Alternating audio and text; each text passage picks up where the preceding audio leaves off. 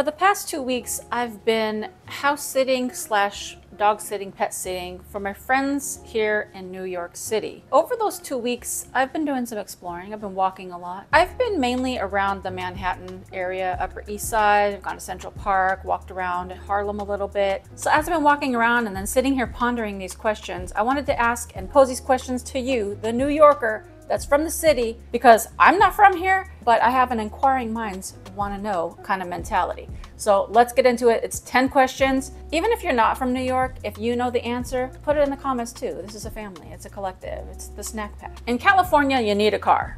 Things are not like walk out of your door and go walking around and go to everything that you can. So in California, when you're dating, if you match up with a guy and you want to meet up with somebody, that person's going to meet you somewhere. Or sometimes, occasionally, they'll say, hey, let me pick you up at your place, which in this day and age, probably not now because murders, let's not get into that. So the other day I was taking a walk and I see these cute guys getting on the bus and I'm thinking, if that was in LA or San Diego or anywhere in California, if you saw a guy getting on the bus, the mentality is he's broken, busted, he don't have a car, you know, and that's like, you have to have a car. If you're in California, it's like a status thing. It's giving hanging out the passenger side of his best friend's ride, but his best friend don't have a car either. You don't even have to have the nicest car, but you do have to have a car. But out here, having a car is cost prohibitive. I mean, it's actually a waste of money because of the parking and all the things. For the New York ladies that are in the dating scene, if a guy's like, let's meet up for a date, and you find out that he took the bus, subway, and all these things, is that just normal? Or are you like, oh, he don't have a car? Because, I mean, it seems cost effective, and I think that guy would be frugal, and I think I would like that. So I don't know, what are your thoughts? I don't want no scrubs. Do you think a man should still have a car? And also, if you're gonna answer this question on the man's side too, men, answer the question too for the ladies, like, do you expect a woman to have a car too? Because it goes both ways. Where's the gas station? I mean, I've been walking around all over the place. Where's the gas station? If you have a car, where do you get the gas? I'm walking around, there's no gas stations on the corner.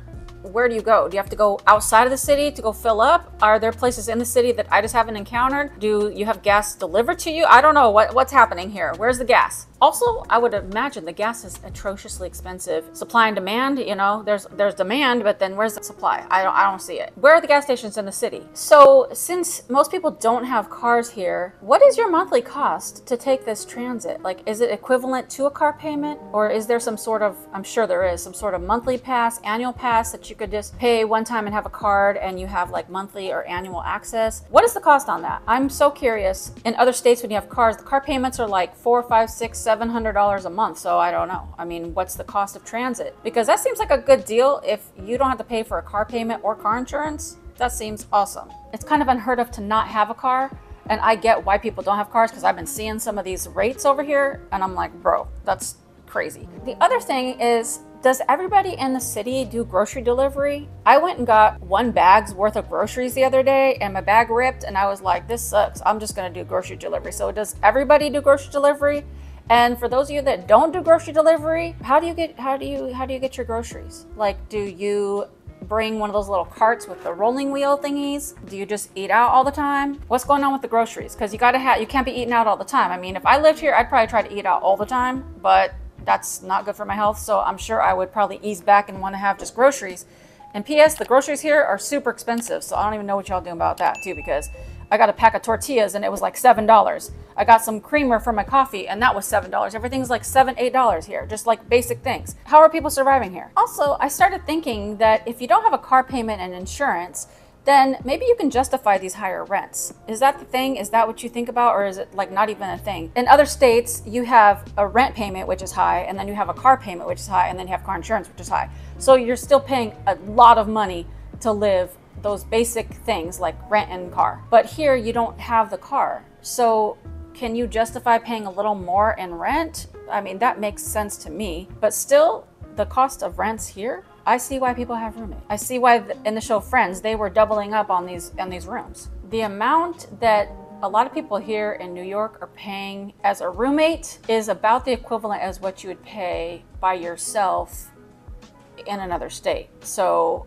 if you're paying like, I don't even know, I'm just making stuff up right now, like $2,000 a month as a roommate because your place is like $4 grand or $5 grand, like that's crazy. But don't knock it, because now that I have a roommate, it's awesome. And I held off on doing that for a long time because I was like, I could never live with anybody. But it's really great to have somebody. As long as you have the right person, I think it's a great way to go, especially in these economic times. That's kind of a disaster. Speaking of apartments, I just learned this recently because I was walking by and I saw a sign that said no fee apartment. And I'm like, what's a no fee apartment? And I'm like, is that like the HOAs? No. I found out that basically a lot of these apartments, you can't just roll up in there and be like, hey, I want an apartment. Can I just get it? No, you got to go through a broker to get these apartments. What? I guess that's also supply and demand. If there's a lot of apartments that don't want to deal with crazy people or don't want to deal with broke people, I don't even know.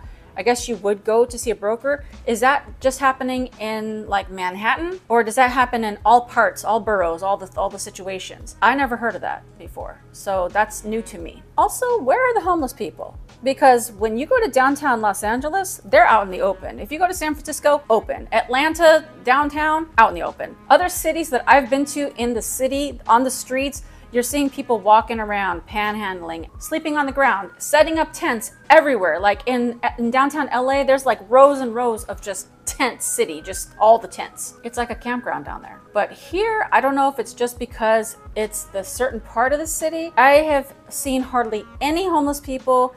And the couple that I saw were keeping it moving. Like they don't just sit in one spot. Are there more shelters here? Are there better programs here? Maybe I haven't gone to the right spots. I don't want to say right spots, but I mean, maybe there's certain areas that there are just tents all over the place. I mean, I don't know. I haven't seen where do the homeless go? Also, I was thinking, there's like a loneliness epidemic, right? Are New Yorkers less lonely because you could just walk out of your door and you just see tons of people, even if you're not interacting, just being around other human beings a lot of times, because you're not like in your car by yourself, you're walking around. I know when I go outside, I feel kind of like part of a community, part of something. I don't even live here, but I'm feeling like, okay, I see other people. I hear other people talking. I see people walking their dogs. I see people out just living their lives. It's kind of made me feel like less lonely in a sense. As a New Yorker, do you feel less lonely because you can be around more people, even if you're not talking? Also, since I've been here, people have been fairly talkative. Just walking down the street, walking the dogs or whatever, people ask me questions. I've had many people to stop and start up little conversations. So maybe because there are people just out and about, it's just easier to communicate with your neighbor. I love that. We need more of that. What's happening? In California, people don't even know their neighbors. They're like, I moved into the spot, don't talk to me. I don't want nothing to do with you, which is so anti-social. But here it's like people are just open and just talkative and just kind of in your face a little bit, which brings me to my next point. Is the New York nice normal to those that live in New York? Because when I go into some of these shops and I ask questions, they're just like quick to cut you off, quick to be like, look at you side eye, ma'am, hurry up. Like there's no patience, like none. Let's get it popping here. We don't have time for this. It's almost like the Seinfeld where there was the soup Nazi where he's like, you got to order the right way, get it popping, know what you want, don't mess with me. And I've experienced that a few times just walking into different shops, ordering food. They have no time and patience. But it's not like they're mean, but I call it New York nice. Cordial, but snippy a little bit. But I mean, I guess that's normal. I don't really take offense to it, but is that like, you don't look at that as rude, you just look at it as that's just the way we do business here in New York, just like pop. Which I kind of like the efficiency of that, but also it is a little bit snippy, but maybe I'm just too sensitive coming from the West Coast. I don't know. I also like that the New Yorkers give it to you straight. I don't like the little dancing around, and I know they do that in the South. They're like, oh, bless your heart, when they're like trying to tell you you're kind of stupid. But with New York, it's like they just tell you like it is. No big deal. They're not even like being mean. They're just being honest. So I do love the honesty aspect of that, but is the New York nice normal to you? And the last thing for my New York friends is, while I'm here, what do I absolutely have to try before I go back to the West Coast? I've already had several New York pizzas. I've already had several New York bagels.